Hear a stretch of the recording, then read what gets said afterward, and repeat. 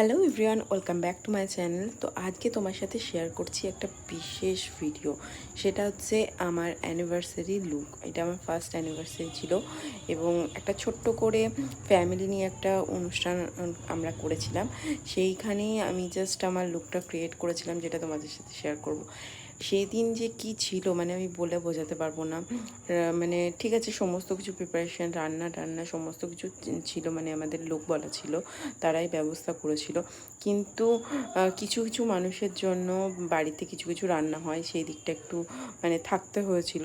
তো ওখানে আমার শাশুড়ি মা তো প্রচণ্ডভাবে হেল্প করেছে।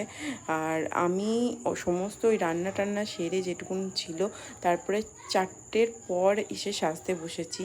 আর যেহেতু জানুয়ারি মাস, এত ঠান্ডা, 5টার মধ্যে সন্ধে হয়ে যাচ্ছে, তো সেই রকম লোক চলে আসবে, সেই হিসাবে আমি রেডি হতে বসেছি যে না ঠিক আছে।